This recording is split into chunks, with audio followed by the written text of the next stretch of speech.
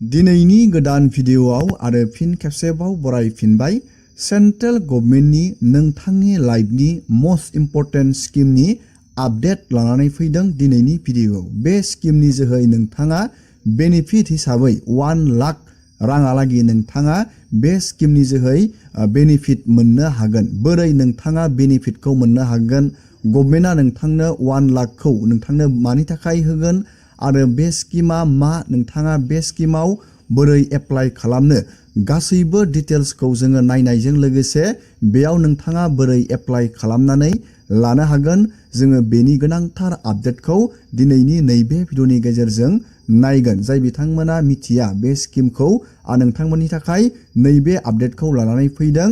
जुदि नोंथाङा इन्टारेस्टेड, भिडिअखौ जोबजासे नायलांबाय थाबानो जाबाय आरो बेफोरबायदिनो गोदान गोदान आपडेट, डिटेल स्किम, डिजिटेल खौरां बर' रावै नोंथाङा रोखायै मिथिनो थाखाय चेनेलाव गोदानबा चेनेलखौ साबस्क्राइब खालामबानो जाबाय। गिबियावनो जोङो बे स्किमनि डिटेल्सखौ नायनोसै। बे स्किमा मा, जोङो बेनि आपडेटखौ नायनानै लाग्रोदिनि। बे स्किमानो जाहैबाय सेन्ट्रेल गभर्नमेन्टनि मोनसे गोनांथार स्किम। नोंथांमोना नैबेयाव नुनो मोनदों प्रधान मन्त्रि सुरक्षा बीमा योजना।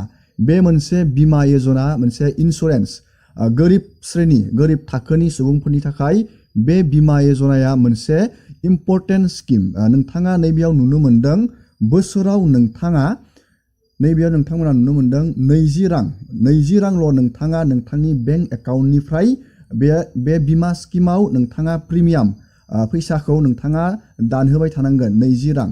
जुदि नोंथाङा अबथिरा दुर्घटना एक्सिडेन्ट जायो अब्ला नोंथाङा बे प्रधान मन्त्रि सुरक्षा बीमा योजना स्किमनिफ्राय नोंथाङा 2 लाखनिफ्राय 1 लाखहालागि बेनिफ्राय बेनिफिट मोननो हायो।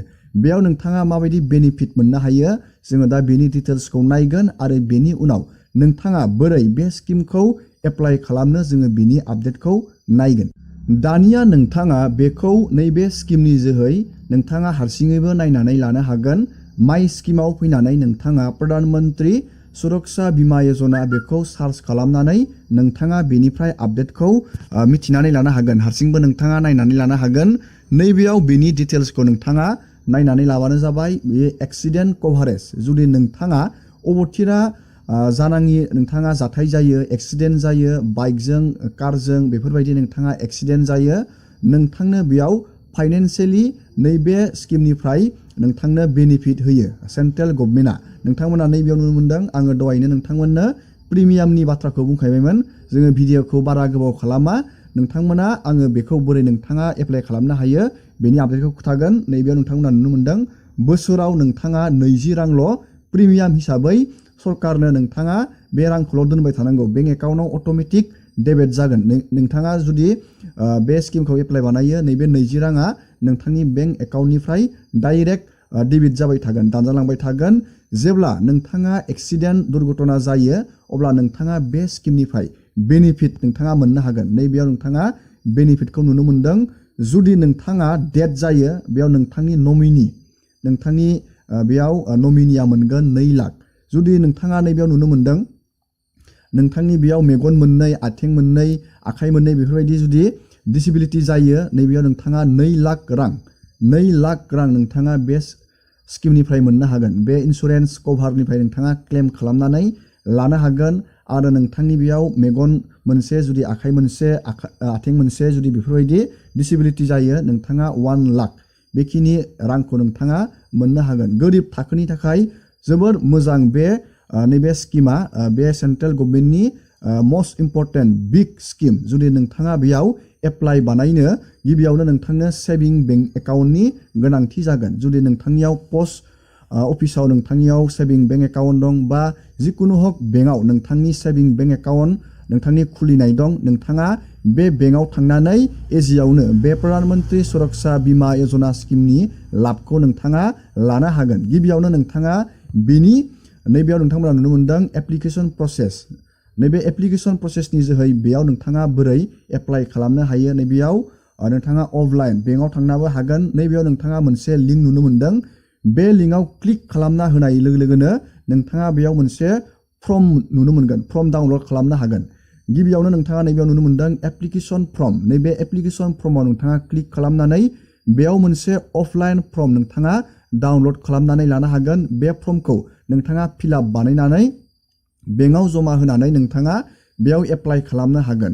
आरो जुदि नोंथांनो नैबे स्किमनि लाबखौ नोंथांनो नांगौ जायो, नोंथाङा बेनिफ्राय फैसा क्लेम खालामनो सानदों, एक्सिडेन्ट दुर्घटना बायदियाव नोंथाङा जाथाय जानानै, अब्ला नोंथाङा नैबेयाव नुनो मोनदों क्लेम फर्म। बे क्लेम फर्मखौ नोंथाङा डाउनलड खालामनानै बेयाव फिलआप बानायनानै नोंथाङा बेंकआव जमा होबानो नोंथाङा बे स्किमनि नोंथाङा बेनिफिटखौ मोननो हागोन। दानिया जोङो बेयाव बोरै नोंथाङा एप्लाइ बानायनो जोङो बेनि आपडेटखौ नायगोन। नोंथाङा नैबे एप्लिकेशन फर्म जुदि नोंथाङा गोदानै एप्लाइ बानायनो सानदों, गोदान बेनिफिसारिया एप्लाइ बानायनो सानदों, नोंथाङा नैबे एप्लिकेशन फर्माव क्लिक खालामनानै नोंथाङा बेयाव फर्मखौ डाउनलड खालामनानै लाबानो जाबाय। आरो बे फर्मखौ नोंथाङा प्रिन्ट आउट खालामनानै नोंथाङा बेखौ फिलआप बानायनो नांगोन। दानिया आङो बे फर्मखौ नोंथांमोननो फिलआप बानायनानै देखायनि बोरै नोंथाङा बे फर्मखौ फिलआप बानायनो।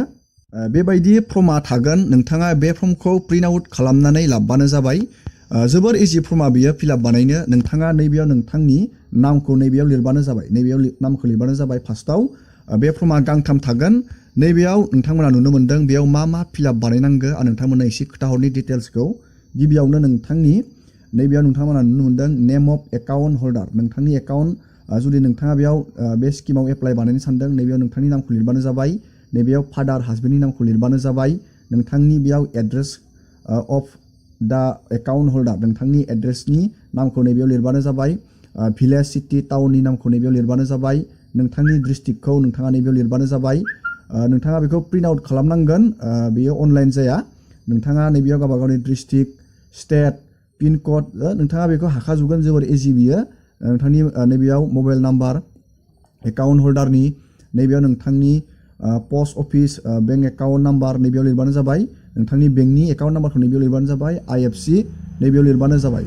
जोबोर इजि बियो। नोंथाङा बेयाव नोंथांनि आरो नमिनि, नोंथाङा जायखौ होगोन बेयाव नमिनिनि डिटेल्सखौ नोंथाङा नैयाव नायै नोंथाङा फिलआप बानायबानो जाबाय। बा रोङाबा नोंथाङा बेंकआव थांनानै नोंथाङा बे फर्मखौ फिलआप बानायनो हैबानो जाबाय। नोंथाङा बे स्किमाव जुदि एप्लाइ बानायनो सानदों, नोंथाङा बे फर्मखौ फिलआप बानायनानै, बा नोंथाङा रोङाबा डाइरेक्टयै फर्मखौ नोंथाङा बहनना लांनानै, बा नोंथाङा बेंकआव थांनानै डाइरेक्ट प्रधान मन्त्रि सुरक्षा बीमा यजना स्किमनि थाखाय एप्लाइ बानायनो बेबायदि बुङो। नैबे स्किमखौ नोंथांनो लगे लगे बेंकनिफ्राय एप्लाइ बानायनानै होगोन। मस्ट इम्परटेन्ट स्किम बियो सेन्ट्रेल गभर्नमेन्टनि।